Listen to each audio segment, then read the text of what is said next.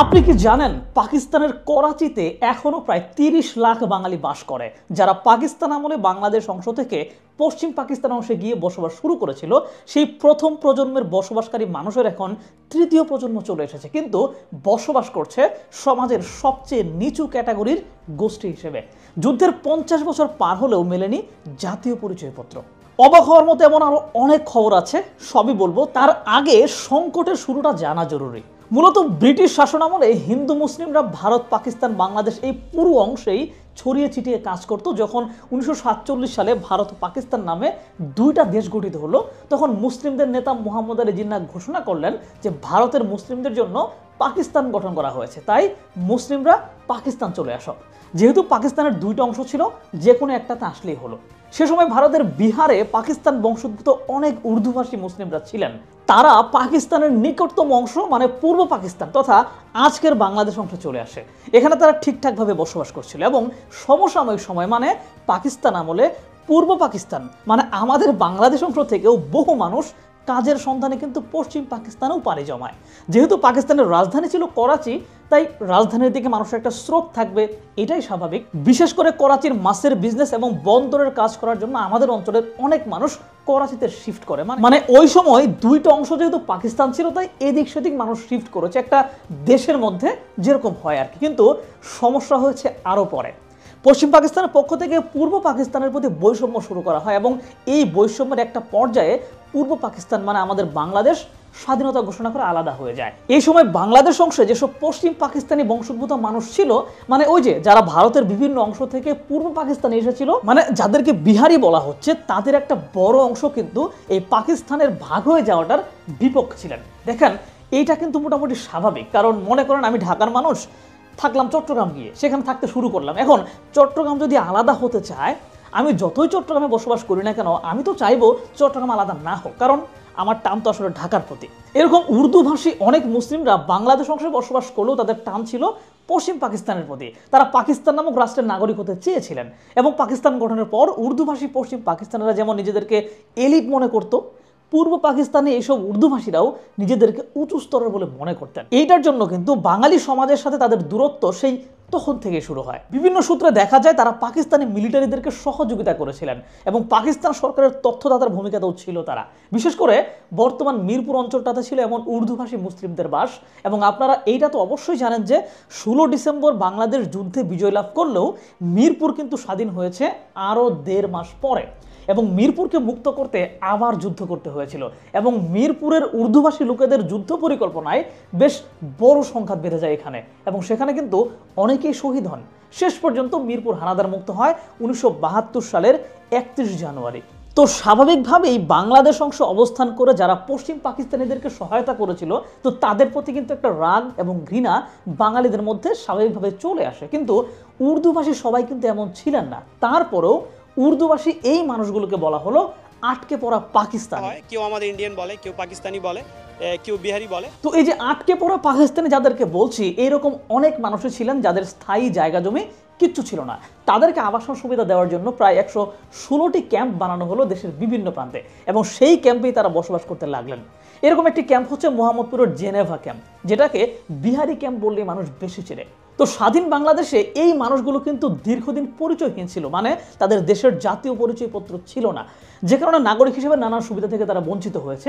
ক্যাম্পের বাইরে তারা লেখাপড়া করার সুযোগ পেত না খুব একটা, কাজ করা শুরু করতো জীবন চালানোর জন্য। কিন্তু সরকারের পক্ষ থেকে ভাবা হয় সেই ১৯৭১ সালে উর্দুভাষী মুসলিমদের একটা অংশ যদি স্বাধীন বাংলাদেশের বিরোধিতা করেও থাকে, বর্তমান প্রজন্মের তো জন্মই বাংলাদেশে, তারা তো আর সেই দোষী হতে পারে না। তাই ২০০৮ সালে তাদেরকে জাতীয় পরিচয়পত্র দেওয়া হয় এবং তারা ভোটাধিকার পায়।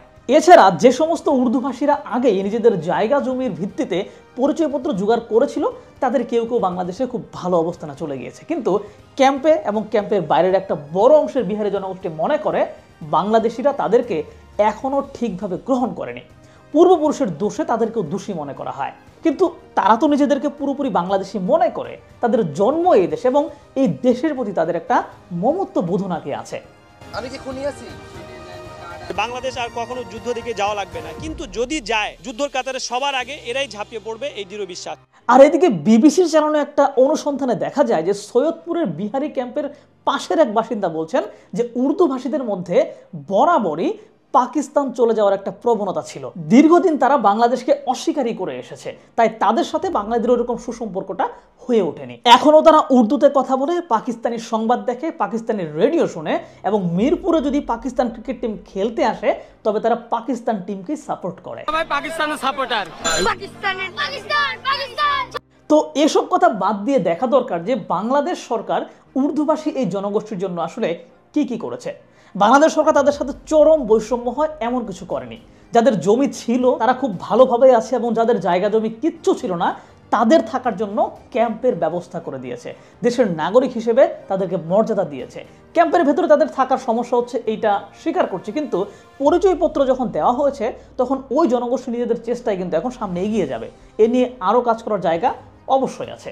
কিন্তু একই সময় বাংলাদেশ অংশ থেকে যেসব মুসলিমরা পশ্চিম পাকিস্তানে পাড়ি জমিয়েছে তাদের ভাগ্যে এতটুকু মর্যাদাও কিন্তু জোটেনি।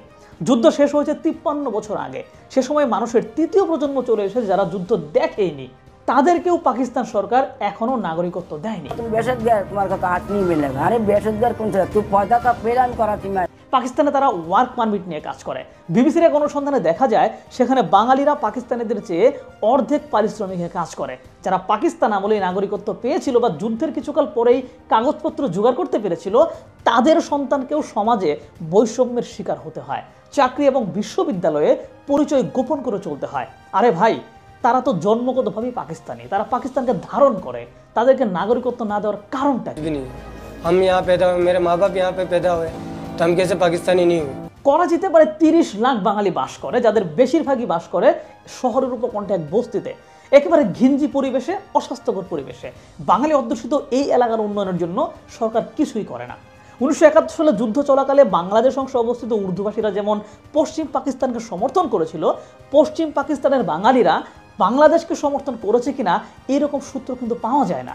সবচেয়ে বড় কথা হচ্ছে, পাকিস্তান থেকে যারা বিচ্ছিন্ন হতে চেয়েছে তাদের প্রতি ঘৃণা আপনাদের থাকতেই পারে, কিন্তু যারা পশ্চিম পাকিস্তানের প্রায় শুরু থেকেই অবস্থান করছিল এবং যারা পাকিস্তানে থাকতে চেয়েছে তাদের সাথে এইরকম বৈষম্য করে যাওয়াটা তো আসলে চরম অন্যায়। জাস্ট বাঙালি বলেই কি তারা এই সমস্ত বৈষম্যের শিকার হবে? কই, ওই মানুষগুলো তো আগে থেকে নিজেদের পাকিস্তানি পরিচিতিতে গর্ববোধ করে, তারপরও তাদের সাথে বৈষম্য কেন? তাই তাদেরকে এখনও নাগরিকত্ব না দিয়ে রাখাটা পশ্চিম পাকিস্তানের চিরাচরিত যে বৈষম্যের নীতি সেটাকে কিন্তু প্রমাণ করে। কোনো কোনো সূত্রে এমনও বলা হয়েছে যে পাকিস্তানি বাঙালিদের ইচ্ছা করে নাগরিকত্ব দেওয়া হচ্ছে না, ব্যবসায়ীরা যাতে অল্প পারিশ্রমিকে কাজ করিয়ে নিতে পারে। এত কিছুর পরেও আবার তাদেরকে বিশ্বাসঘাতক বলে আখ্যাও দেওয়া হয়। আমি জানি যে বাংলাদেশে বহু মানুষ আছেন যারা পাকিস্তানকে পছন্দ করেন, আপনাদের মধ্যে পাকিস্তান প্রীতি আছে, এবং একটা ভালো সংখ্যক মানুষ আছেন যারা মনে করেন যে পাকিস্তান ভাগ না হয়ে অখণ্ড থাকলে ভালো হতো। তারা জাস্ট এইটা একটু ভেবে দেখেন যে পাকিস্তান শুরুর প্রথম দিক থেকে একদল মানুষ পাকিস্তানে বাস করে, যারা পাকিস্তানকে ধারণ করে, কিন্তু মুখের ভাষাটা বাংলা বলে আজ যুদ্ধের 50 বছর পরেও বৈষম্যের শিকার। তাহলে তারা আমাদের সাথে কি করতো?